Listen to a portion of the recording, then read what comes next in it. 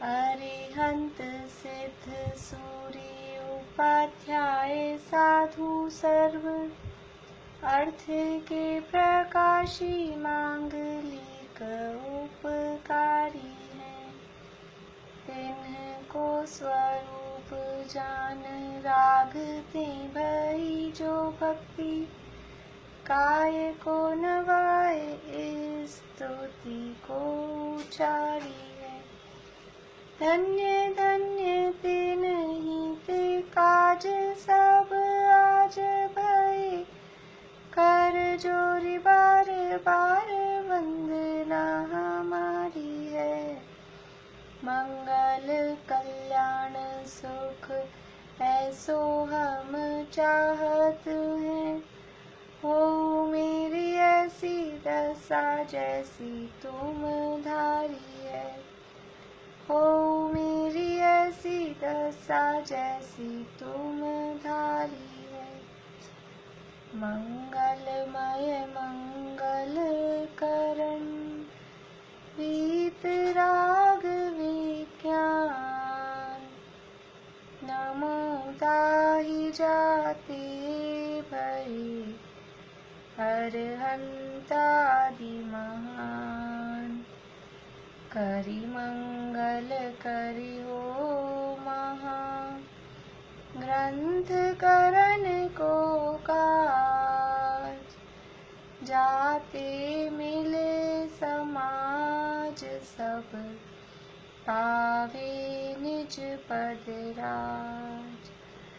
इस भव के सब दुखनि के कारण मिथ्या भाव।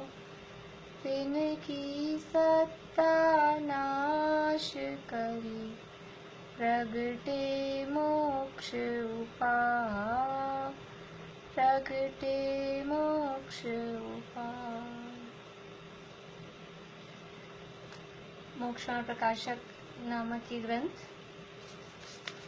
इसका चौथा अधिकार आज पूर्णता की तरफ है, पूर्ण होने वाला है।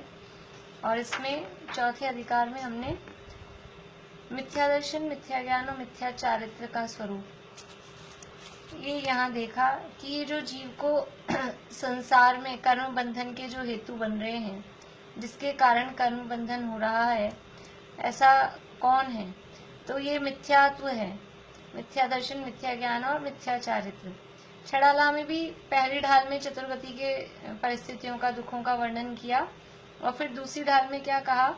ऐसे मिथ्याद्रग ज्ञान चरण वश भ्रमत भरत दुख जन्म मरण ताते इनको तजिए सुजान। कि ये जो दुख बताए थे पहली ढाल में, वो दुख क्यों भोगे थे? कि मिथ्या दर्शन, मिथ्या ज्ञान और मिथ्या चारित्र के वशीभूत होकर ये जन्म मरण के दुख भोगे। तो सबसे पहले दुखों का वर्णन करने के बाद में सबसे पहले उस दुख के कारण का वर्णन, यहाँ पर भी दुख का वर्णन किया, कैसे दुख हमें भासित हो रहे, हमने भोगे, वो हमको बताए तीसरे अधिकार में। दूसरे अधिकार में उसकी जीव को दुख है, कर्म बंधन है, ये सिद्ध किया। और फिर तीसरे अधिकार में वो किस तरह का दुख है वो वर्णन किया। और फिर तुरंत ही बाद में सबसे पहले चौथे अधिकार में कि वो दुख के कारण क्या हैं, किस कारण से परिस्थितियां हमको भोगनी पड़ रही है। वो जो वेद वाला उदाहरण चल रहा है उसके अनुसार उसके बाद में पहले रोग का निर्णय कराया, फिर कैसी कैसी तकलीफ हो रही है वो बताया।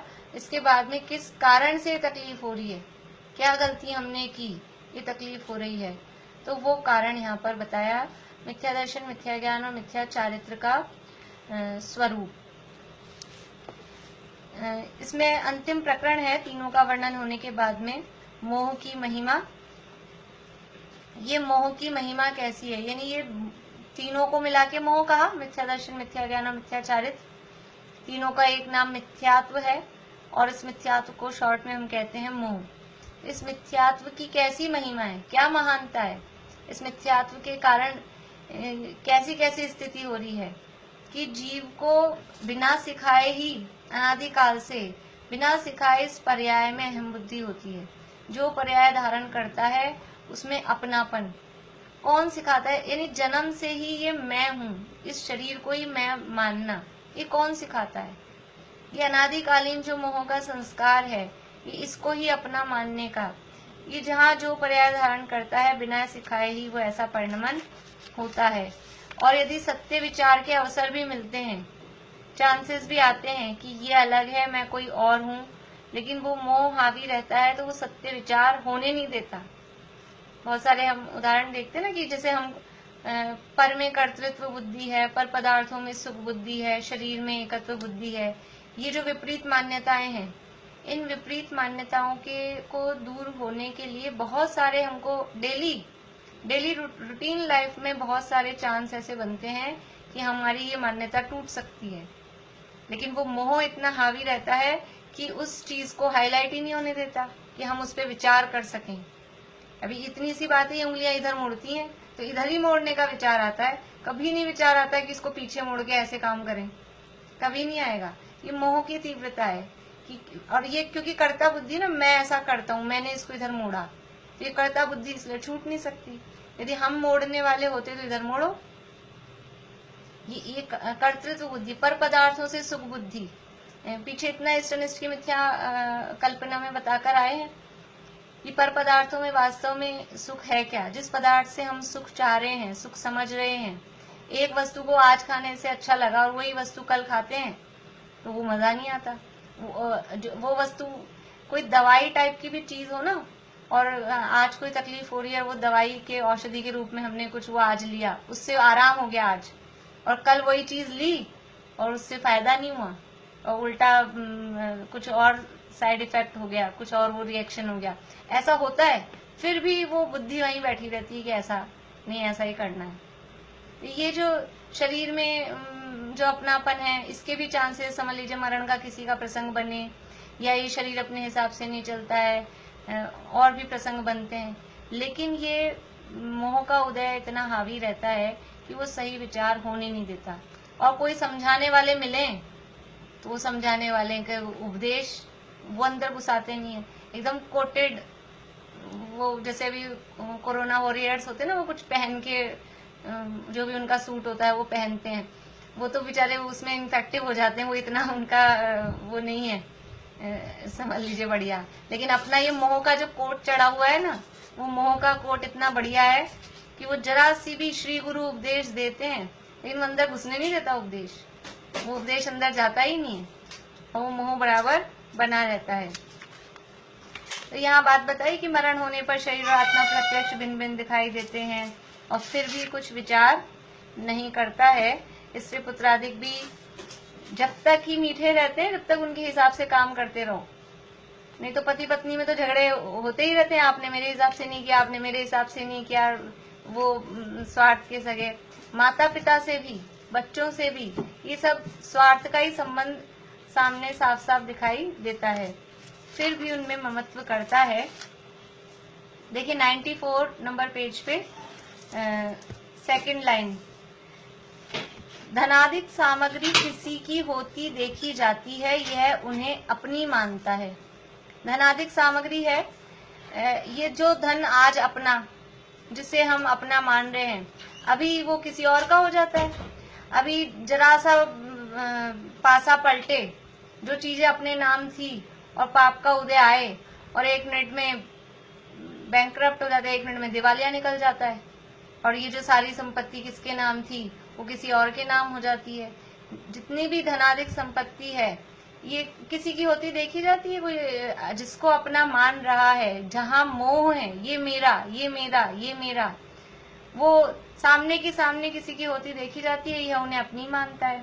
इतना तक होता है कि अपनी कोई समझ लीजिए जमीन थी और अपन ने बेच दी, अपन ने बेच दी, उसके बाद भी क्या कहेगा, उधर से गुजरेगा ना, देखो ये अपनी है, थी नहीं, अपनी थी बोले तो ठीक है, भी अपनी थी, ये अपनी है, उसमें भी है पना लगाता है, वो ममत्व छूटता नहीं बेचने के बाद भी, वो अपनी है, ये भी अपनी है, जहां निकले ये मकान अपना, ऐसा करके। तो ये साफ साफ देख रहा है कि किसी और की हो गई फिर भी अपनी मानता है। तथा शरीर की अवस्था और बाह्य सामग्री स्वयमेव उत्पन्न होती तथा विनष्ट होती दिखाई देती है, यह वृथा स्वयं करता होता है। शरीर की अवस्था जो हो रही है अपने आप होती है। शरीर की निरोग अवस्था हो, रोग रूप अवस्था हो, या मोटापा है, पतलापन है, काला रंग है, गोरा रंग है, ये अपने आप हो रहा है, करने से नहीं हो रहा है, लेकिन फिर भी स्वयं करता, वृथा ही स्वयं करता होता है। और वो नीचे हमने पढ़ा था कल भी कि किसका करता होता है। बाह्य सामग्री भी स्वयं उत्पन्न होती है और नष्ट होती है। देखिए गुरुदेव के प्रवचन में बहुत बार ऐसा आता है, जो लोग सुनते हैं गुरुदेव के प्रवचन, पैसा पुरुषार्थ से नहीं आता। धनाधिक सामग्री यानी पैसा, वो पैसा पुरुषार्थ से नहीं आता। पैसा कैसे आता है? अपन मेहनत करेंगे, कमाई करेंगे, तभी तो पैसा आएगा, धन आएगा। ये मेहनत करने से, पुरुषार्थ से नहीं आता। पैसा पुण्य का उदय हो तो आता है। ये बाहर में जो सामग्री है, अपन सोच रहे हैं हम लाएंगे, हम कमाएंगे, हम ऐसा बनाएंगे, हम ऐसी व्यवस्था करेंगे, ये अपने आप उत्पन्न होती है। पुण्य का उदय होता है, अपने आप ही धन के ढेर, बाहर में अपने आप ही सामग्री मिल जाती है। और पाप का उदय हो कितना ही चाहो, और वो सामग्री मिलती नहीं है, होती हुई भी चली जाती है। तो ये सामग्री सब अपने अपने हिसाब से, कर्मों के उदय के हिसाब से उत्पन्न होती है, नष्ट होती है। शरीर की अवस्था भी अपने अपने कर्म के उदय के अनुसार उत्पन्न होती है, नष्ट होती है। वृथा ही स्वयं करता होता है। अब करता भी किसका होता है? वहां जो कार्य अपने मनोरथ के अनुसार होता है, उसे तो कहता है मैंने किया, ऐसा विचार किया, मैं बहुत ये बिजनेस करूं, ये ऐसी कमाई करूं, और ये फैक्ट्री डालूं कि ये काम धंधा चालू करूं, और वो किया, और उसमें बहुत प्रॉफिट होने लग गया, बहुत बढ़िया लाभ होने लग गया। तो क्या कहता है? मैंने इतना पैसा कमाया, मैंने इतना व्यापार खड़ा किया, तब तो मैंने किया। और फिर तुमने कोई काम चालू किया और वो लॉस में चला गया, सारा जो पूंजी थी वो और डूब गई। फिर ऐसा कहता है मैंने ये सारा डुबाया। फिर नहीं कहता, फिर तो कहता है डूब गया, मुझे नुकसान हो गया। फिर नहीं कहता मैंने नुकसान लगाया, ऐसा कोई नहीं कहता।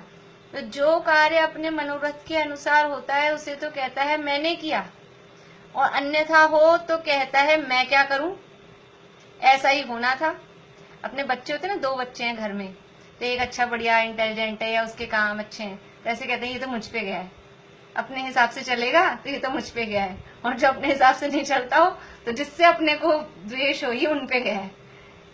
ऐसा करते हैं, ये तो उन पे गया है, मतलब कहने की बात, जो लोकल में अपन ऐसा कहते हैं।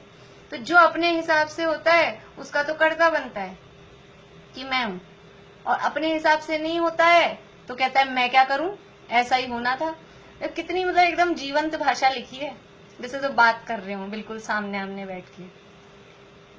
यदि अपने मनोरथ के अनुसार होता है, उसे तो कहता है मैंने किया, और अन्यथा होता है तो कहता है मैं क्या करूं, ऐसा ही होना था, अथवा ऐसा क्यों हुआ, मुझे नहीं मालूम ऐसा क्यों हो गया, ऐसा नहीं होना चाहिए था, ऐसा क्यों हो गया, ऐसे बोलता है, ऐसा मानता है।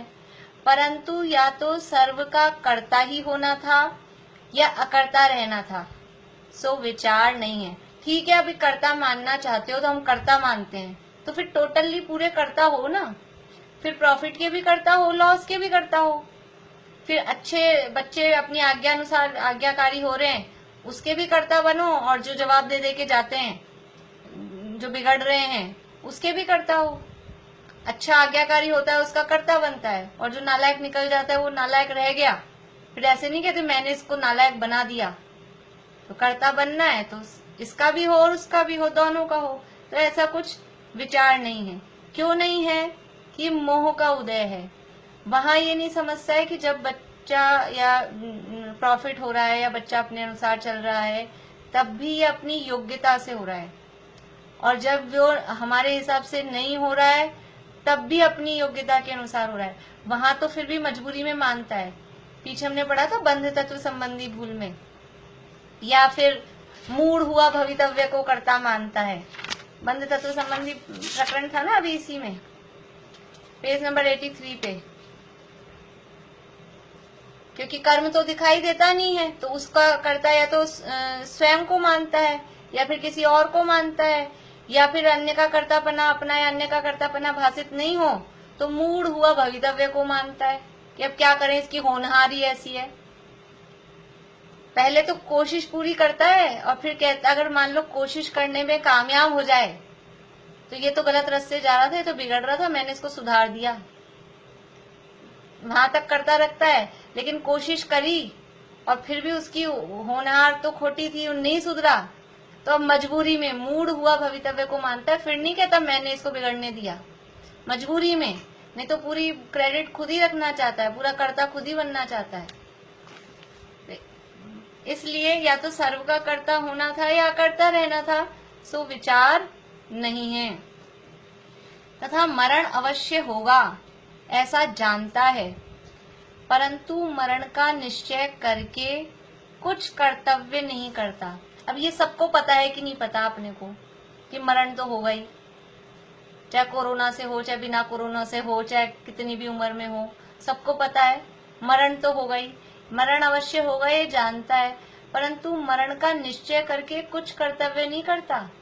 ये नहीं सोचता कि मैं मरने वाला हूँ, ऐसे समझते हैं अभी तो जीना है बरसों, काल करे सो, एक उल्टी, एक तो अपनी सीधी होती है, काल करे सो आज कर, आज करे सो अब, पल में पढ़ ले होएगी, बहुरी करेगा कभी, तो अपनी सीधी वाली। और जो आलसी व्यक्ति होता है वो क्या करता है, आज करे सो काल कर और काल करे सो परसों, जल्दीबाजी, मेरे को सही शब्द याद नहीं आ रहे, अभी तो जीना है बरसों, ऐसा है लास्ट में। हाँ, क्या पढ़ी है, अभी पढ़े हैं परसों। हाँ, इतनी जल्दी क्या पढ़ी है, तो अभी पढ़े हैं परसों। मरना है ये तो पता है, लेकिन सोचता है परसों पढ़े। मरण होगा ये निश्चय है, ये तो फाइनल है कि जिसका जन्म हुआ है उसका मरण होगा ही होगा। अमर तो कोई है नहीं, अमरचंद जी नाम हो तो भी मरते ही हैं, और देवों को अमर कहा जाता है, वो भी मरते हैं। अमर कहा जाता है, देव का पर्यायवाची है अमर, भक्ता अमर, अमर यानी देव, लेकिन अमर कहा जाता है, अमर कोई होता नहीं है संसार में, वो भी मरते ही हैं। मरना है ये पता है, मरना निश्चित है, परंतु मरण का निश्चय करके कुछ कर्तव्य नहीं करता। मरण होगा इसका डिसाइड करके कुछ काम नहीं करता।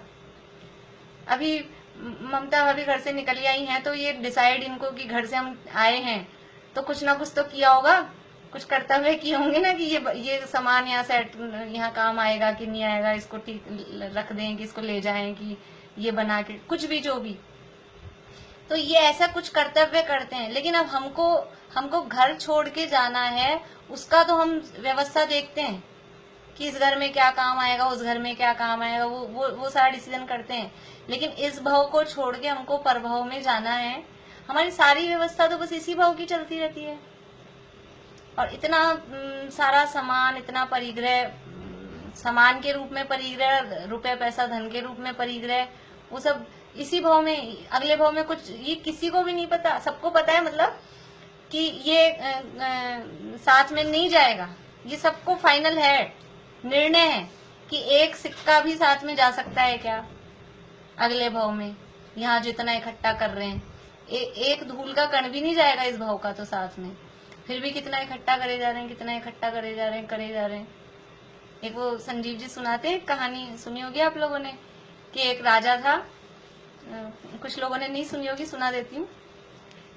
एक राजा था, तो उसके राज दरबार में, जैसे अकबर के दरबार में 9 रत्न थे, ऐसे उसके दरबार में सब तरह के अच्छे 9 रत्न जैसे थे। तो उस राजा को विचार आया कि एक मुझे मूर्खाधिराज भी रखना चाहिए, मेरे और तो सब है, कवि राज है, लेखक राज है, और ये है वो है, दुनिया भर के हैं, तो एक मूर्ख राज भी मुझे रखना चाहिए। तो उसने मंत्रियों को कहा कि अपने को एक मूर्ख राज भी रखना है। तो लोगों ने, वो मंत्रियों ने ढूंढा और एक व्यक्ति मूर्ख उनको समझ में आया, उसको लाके वहां बैठा दिया, उसकी एक जगह गद्दी बना दी और उसका गले में माला वाला मुकुट बना दिया कि ये मूर्खाधिराज है। वो बेवकूफी वाली हरकतें करता रहता था, सबका मनोरंजन होता था वहां दरबार में। फिर एक बार राजा बीमार हो गया, तो मतलब सारे जितने भी बैद थे सबने जवाब दे दिया, यानी मरणासन्न हो गया, मरने वाला था।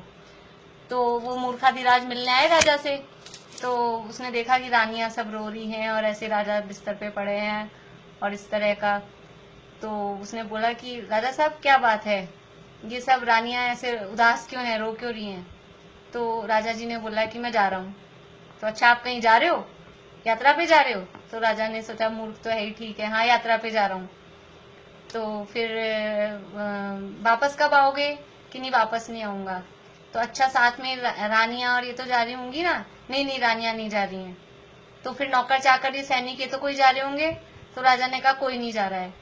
अच्छा तो थोड़ा रुपया पैसा धन दौलत ये तो ले जाओगे ना अपने साथ में? तो फिर राजा को इरिटेशन हो गई, बोले कुछ भी नहीं जाएगा, कुछ भी साथ नहीं जाएगा, मैं अकेला ही जाऊंगा और दोबारा कभी लौट के आऊंगा नहीं। तो वो सोचने लग गया कि अगर राजा साहब आपको पता अभी अभी पता लगा ऐसा? कि नहीं नहीं पता था। कि कब से पता था? कि शुरू से ही पता था। कि शुरू से पता था ये कोई भी कुछ भी साथ नहीं जाएगा और आप जाने वाले और वापस आओगे नहीं? कि हाँ शुरू से ही पता था। तो उसने अपने गले का मूर्खाधिराज का पट्टा निकाला और राजा के गले में पहना दिया कि सबसे बड़े तो मूर्खाधिराज आप ही हो। जब आपको पता था कि कुछ आपके साथ नहीं जाएगा तो इतना सारा जमावड़ा इकट्ठा किया क्यों था? तो हमारी भी हालत ऐसी नहीं है मूर्खाधिराज जैसी? सबको पता है मरण अवश्य होगा, ऐसा जानता है, लेकिन मरण का निश्चय करके कुछ कर्तव्य नहीं करता। इस पर्याय संबंधी ही यत्न करता है, बस इस भाव में अपने बढ़िया चलता रहे। और ये भाव कितने दिनों का बचा है, कितना है ये तो पता ही नहीं है, लेकिन एक आइडिया लेके भी चलें तो 40 साल 50 साल इतना ही बचा है। और क्या, मैं तो अपना बोलती हूँ, किसी का 60-70 समझ लो, और क्या है, इतना ही है, इससे ज्यादा तो नहीं है। जितनी एज निकल गई अब उससे ज्यादा बाकी नहीं होगी, इतनी है। तो इस पर्याय संबंध ही यत्न करता है, अगले भव का कुछ विचार नहीं करता, पर भव में क्या साथ जाएगा वो कुछ विचार नहीं करते। तथा मरण का निश्चय करके, अब मरण होगा ठीक है, तो कभी तो कहता है मैं मरूंगा और शरीर को जला देंगे। अब ये जो बोल रहा है ना मैं मरूंगा और शरीर को जला देंगे, ऐसे ऐसे भजन गाते हैं, पड़ी रहेगी काया और पुद्गल का क्या विश्वासा, ये मिट्टी का तन है, ऐसे ऐसे भजन गाते हैं। भजन गा रहे हैं लेकिन अंदर से उस बात का श्रद्धान नहीं है कि ये तन मिट्टी का है। ये गाते गाते भी यही रहता है कि यही मैं हूँ, अंदर श्रद्धान तो ये जमा हुआ है। मुंह से गा रहा है ये शरीर मिट्टी का अलग है और वो पंछी उड़ जाएगा पिंजरा तोड़ के, और ऐसे ऐसे भजन गाते हैं। लेकिन मरण का निश्चय करके कुछ वो नहीं है। कहता है मैं मरूंगा शरीर को जला देंगे, कभी कहता है मुझे जला देंगे, कभी कहता है मुझे रखना मत, जल्दी ले जाना। मरणासन हो ना जो जीव, तो निर्देश देते हैं, मुमुक्षु स्वाध्यायी हैं तो निर्देश देते हैं मुझे ज्यादा देर रखना मत। अब तुम तो पहले ही चले गए, तुम्हें थोड़ा ना रखेंगे। शरीर को रखना है कि तुमको रखना है? पता मतलब ये क्यों होता है ऐसा कि निर्णय नहीं है, निश्चय नहीं है वास्तव में मैं कौन हूँ, शरीर भिन्न है। आगे लिख रहे कुछ सावधानी नहीं है, पागल की भांति बकता है। कभी कहता है मैं मरूंगा और शरीर को जला देंगे, कभी कहता है मुझे जला देंगे, कभी कहता है यश रहा तो हम जीवित ही हैं, मरेंगे ही नहीं। हम तो मर जाएंगे लेकिन नाम अमर रहता है, कुछ ऐसा कर जाएं दुनिया में आए हैं तो कि लोग हमें याद रखें, ये नाम तो जीवित रहेगा। तो कभी कहता है यश रहा तो हम ही जीवित हैं, तो लोग नाम से जीवित रहते हैं और उसके लिए मरे जा रहे हैं, नाम के लिए अभी यहाँ मर रहे हैं। वो नाम तो कब जीवित रहेगा नहीं रहेगा, लेकिन उस नाम कमाने की फिक्र में ये नाम भी रहेगा कि नहीं रहेगा, ये भी तो कर्मोदय पे डिपेंड करता है ना। यशस कीर्ति नाम कर्म है, यशस कीर्ति नाम कर्म का उदय है तो आप कुछ भी मत करो तो भी नाम होगा, और अपयश कीर्ति का उदय है तो कितने अच्छे से अच्छा काम करने की कोशिश करो, उल्टा बुराई और होगी। तो यश रहा तो हम जीवित ही हैं। कभी कहता है पुत्रादिक रहेंगे तो मैं ही जीऊंगा, कभी शरीर को अपना मानता है, कभी नाम को अपना मानता है, कभी पुत्रादिक को अपना मानता है, पागल की भांति बकता है, कुछ सावधानी नहीं है। ये क्यों है ऐसा कि वो मोह का तीव्र हृदय है, मोह के तीव्र हृदय में कुछ भी बोलता है, कभी कुछ कहता है कभी कुछ कहता है, खुद कोई निर्णय नहीं है, खुद कोई निर्णय नहीं है कि मैं मरूंगा और शरीर को जला देंगे कि शरीर मरेगा और मैं जिंदा रहूंगा, ऐसा निर्णय ही नहीं है क्या एक्चुअल में? मरता कौन है? मरण किसे कहते हैं? मरण किसे कहते हैं? कौन मरता है? कि ये दो का संयोग हुआ था, उसका नाम जन्म था। ये जीव और शरीर का संयोग हुआ, इसका नाम जन्म था। अब ये दोनों अलग अलग हो गए, इसका नाम मरण है। मरता कोई है नहीं वास्तव में, ये तो पहले से ही मरा है। मरे मराए का मरण होता है क्या? जो पहले से ही मरा हुआ है उसका मरण होता है क्या? ये तो पहले से ही मरा हुआ। ये जीवित था कब? शरीर जीवित था कब? जीवित तो जीव ही होता है ना, जीवित तो जीव ही है, और जीव का मरण कभी होता नहीं है, तो उसका नाम जीव नहीं रहे। यदि जीव मर जाए तो उसको जीव कौन कहे? जो जीता है, जीवो, जो सदा जीता है। तिक्काले चतुपाणा इंद्रिय बल माऊ आण पाणो य व्यवहारासो जीवो। तीनों काल में जो ये इंद्रिय बल आयु श्वासोश्वास से जीता है वो व्यवहार से जीव है। और निश्चय दो चेदना जस्से, निश्चय से चैतन्य प्राणों से जीता है। तो जीव कहते ही उसे है जो जीता है। अगर जीव मरता हो तो उसको जीव कहाँ कहेंगे? वो जीव ही नहीं रहेगा।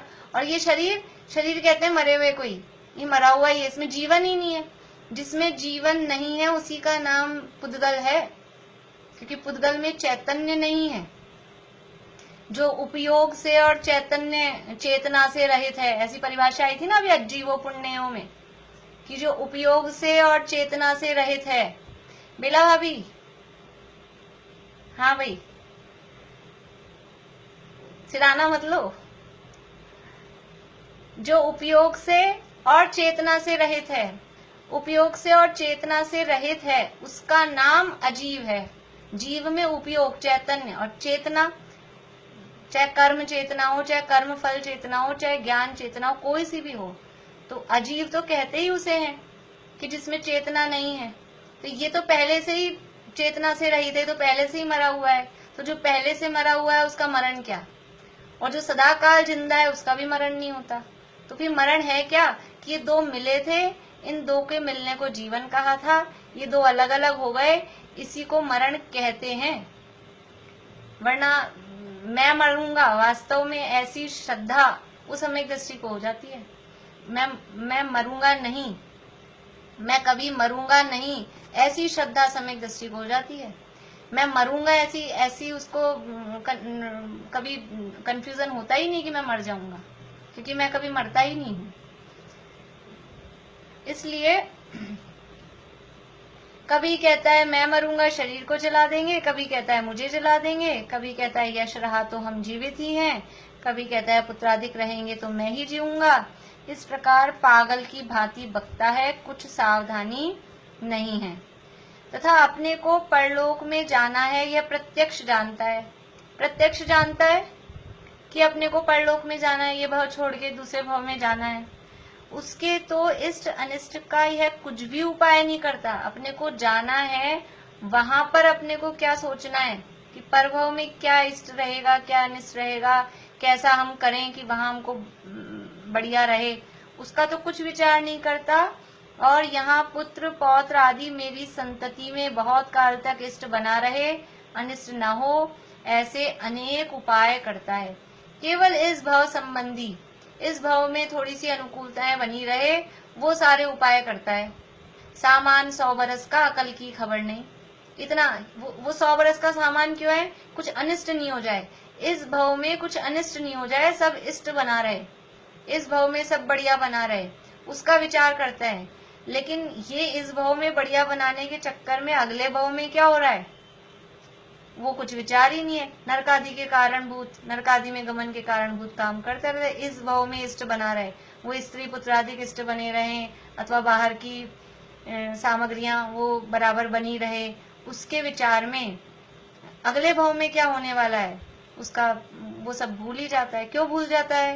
ये मोह की महिमा है, ये मोह हावी रहता है तो विचार ही नहीं करने देता है कि अपने को अगले भव में जाना है, उसका भी कुछ सोचना है, वो कुछ विचार ही नहीं करता है।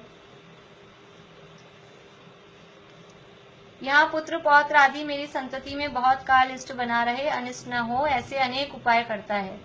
किसी के परलोक जाने के बाद इस लोक की सामग्री द्वारा उपकार हुआ देखा नहीं है, परंतु इसको परलोक होने का निश्चय होने पर भी इस लोक की सामग्री का ही पालन रहता है। कोई परलोक चला गया, मरण हो गया, फिर इस भाव की सामग्री कुछ काम आती है क्या? कोई काम नहीं आती। इस तरह का मतलब आता है गुरुदेव के प्रवचनों में। और भी, अब आप तो सेठ जी थे और इतना पाप कर करके रुपया पैसा कमाया और मर गए, और मर के कबूतर बन गए, और कबूतर बन के अब अपने घर में आना चाहते ना, तो अंदर घुसने नहीं देते कबूतर को, डंडा मार मार के, डंडा दिखा दिखा के उड़ा देते हैं उसको। तो वो इतनी सामग्री इकट्ठी की थी, तो एक कोने में घोंसला तो बनाने दे, इतनी तो काम आ जाए ना। इतनी सी भी काम नहीं आ जाती, नहीं आती। और ज्यादा मोह रहता है तो वो उसी घर में, घर से, अपने सामान से ज्यादा मोह है तो कहते हैं मर के सांप होएगा। धन से ज्यादा, तिजोरी से मोह हो तो वहां उसमें सांप बन जाएगा। और ज्यादा कुछ ऐसा हो, अपने घर में चूहा बन जाए, अपने घर में और ज्यादा हीन दशा हो जाए तो मकड़ी, ये अपने घर में हो जाए, क्या पता चलता है। अभी चूहा, कबूतर, ये तो सैनी पंचेंद्रिय है, और मकड़ी हो गया, मक्खी मच्छर हो गया, विकलत्रयों में चला गया। क्या स्थिति है ये? इस भाव के मोह में, परिग्रह के मोह में पड़ के परभव का विचार ही नहीं करता है कि मेरी क्या अवस्था हो जाएगी। अभी अच्छी बढ़िया जगह पर हूं तो ये विचार ही नहीं आता है कि हीन दशा मेरी हो सकती है, ऐसा विचार ही नहीं आता है।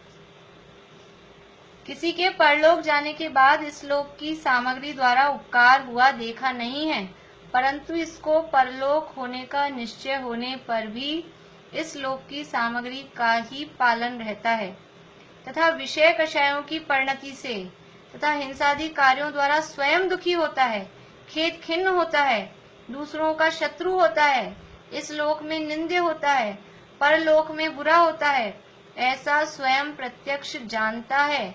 तथापि जानता है सारा, खुद ये विषय कषायों से, हिंसादि कार्यों से स्वयं दुखी हो रहा है, खेद खिन्न हो रहा है, दूसरे लोगों को अपना शत्रु बना रहा है।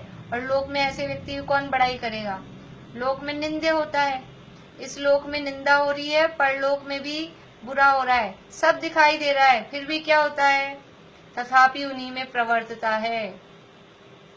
ये तो बड़ी, समझ लो बच्चे हैं, बच्चों को पता है कि अपन गलत काम करेंगे, कुछ झूठ बोल देंगे, या जो काम के लिए मम्मी पापा ने मना कर रखा है, कुछ खाने के लिए, कुछ खेलने के लिए, कुछ भी काम करने के लिए, पता है डांट पड़ेगी, फिर भी क्या होता है? वो मोह का उदय हावी रहता है ना, तो पढ़ाई नहीं करना, गेम खेलना, या फिर जो खाने के लिए मना किया है, कोई भी गंदी ऐसी चीजें वो खा लेना। पता है कि डांट पड़ेगी, फिर भी तथापि उन्हीं में प्रवर्तता है। क्यों? मोबाइल में गेम खेलती हो क्या? नहीं? हाँ, अच्छी बात है। तो जिस काम के लिए मना किया मम्मी ने, और फिर भी वो काम करता है कि ये मना किया है, फिर भी मेरे को डांट पड़ेगी, और फिर डरता है। काम नहीं करके लेकर गए स्कूल में, मैम ने कहा था काम करके लेके जाना, और फिर काम नहीं करके लेके गए। अब बहाने खोजते हैं कैसे बचें, तो पता तो है डांट पड़ेगी, फिर भी काम नहीं करना। जब पता था डांट पड़ेगी और अब बचने के उपाय कर रहे हो तो कर लेते ना पहले, लेकिन नहीं, क्योंकि वो मोह हावी है, क्योंकि वो जो टाइम दूसरे कामों में लगाया था वो ज्यादा बढ़िया लग रहा था, जो घूमना फिरना, खेलना कूदना जो भी किया वो बढ़िया लग रहा था। ऐसे ही यहाँ हम लोगों का भी यही हाल है कि पता है, ये देखिए हमने आश्रम के कारण पढ़ लिए सारे, दुख शोक ताप आक्रंदन वध परिदेवन आत्म परोभय स्थानानि असद्वेदस्य। दुखी होना, दुखी करना, दुखी रहना, यह सदा वेदनी के आश्रम का कारण है। फिर भी थोड़ी सी प्रतिकूल परिस्थिति बनती है, दुखी हो जाते हैं, थोड़ी सी कुछ भी बात होती है दूसरे को दुखी करते हैं, शोक करते हैं। पता है उसके बावजूद भी फिर भी वही काम होता है। तो क्यों होता है? कि वो मोह हावी रहता है, वो अंदर से इतना निर्णय पक्का नहीं होने देता। अपने इन विषय, गुस्सा करना अच्छा है कि नहीं, हम अपनी बात करें, गुस्सा करने से हमारा भला होगा कि नहीं होगा, मान माया लोभ करने से हमारा भला होगा कि नहीं होगा, फिर भी गुस्सा आता है कि नहीं आता है। दूसरे लोगों के कुछ भी काम व्यवहार देखकर, अनुचित व्यवहार देखकर, असावधानी पूर्वक के व्यवहार देखकर, उनके वो काम करने से अपने को तो कुछ हो नहीं रहा, ना अपने को कर्म बंध रहा, लेकिन फिर भी उनके वो व्यवहार देखकर हमको परिणाम आते हैं कि नहीं कुछ भी, ये कैसे कर रहा है, ऐसा कर रहा है, ऐसा नहीं करना चाहिए था, ये पता है कि उससे हमारा कुछ लाभ हानि नहीं है, फिर भी ऐसे विचार आते रहते हैं। तो ये विषय कषायों की परिणति से और हिंसा आदि कार्य, समझ लीजिए कोई इस तरह का व्यक्ति है, चोर है, डाकू है, आतंकवादी है, इस तरह का व्यक्ति है, वो कोई खुश नहीं होते, वो छोड़ना चाहते हैं, वो ऐसे चाहते हैं हम भी अच्छी, ऐसा पिक्चर्स में दिखाते हैं ना कि वो कहता है अपने मन की बात कि मैं भी अच्छी जिंदगी जीना चाहता हूँ, मैं भी ये सब छोड़ना चाहता हूँ, लेकिन क्या करूँ। तो वो सब दुखी हो रहा है, लोक में निंद हो रहा है, जानता है, लेकिन फिर भी क्या करूँ, उसी में प्रवर्तता है, फिर भी क्या करे, वही काम करता है, वही काम करता है इत्यादि अनेक प्रकार से प्रत्यक्ष भाषित हो, उसका भी अन्यथा श्रद्धान करता है, जानता है, आचरण करता है। श्रद्धान करता है, ये मिथ्या दर्शन हुआ, जानता है, मिथ्या ज्ञान हुआ, और आचरण करता है, ये मिथ्या चारित्र हुआ। उसी को यानी ये सब सही जान रहा है कि ऐसा ये नहीं करना चाहिए, प्रत्यक्ष दिखाई दे रहा है, फिर भी उल्टा ही श्रद्धान कर रहा है, उल्टा ही जान रहा है, उल्टे रूप ही प्रवृत्ति कर रहा है। क्यों कर रहा है? सो यह मोह का महात्म्य है, ये इस मोह की महिमा है। ये मोह कितना चढ़ के बैठा है, कितना हावी है कि वो सच्ची बात दिखाई नहीं दे रही है, आंख पे बिल्कुल पट्टी बंधी हुई है, तो विचार ही नहीं करने देता है। इस प्रकार यह जीव अनादि से मिथ्या दर्शन ज्ञान चारित्र रूप परिणमित हो रहा है। इसी परिणमन से संसार में अनेक प्रकार का दुख उत्पन्न करने वाले कर्मों का संबंध पाया जाता है। ये समझ लीजिए, शुरू में जो बात कही वही बात अब यहाँ, शुरू में बात कही थी उसका पूरा विस्तार किया अधिकार में। अब फिर कह रहे हैं कि अनादि से मिथ्या दर्शन ज्ञान चारित्र रूप परिणमित हो रहा है। मिथ्या दर्शन ज्ञान चारित्र रूप परिणमित हो रहा है मतलब ये जीव के भाव हैं।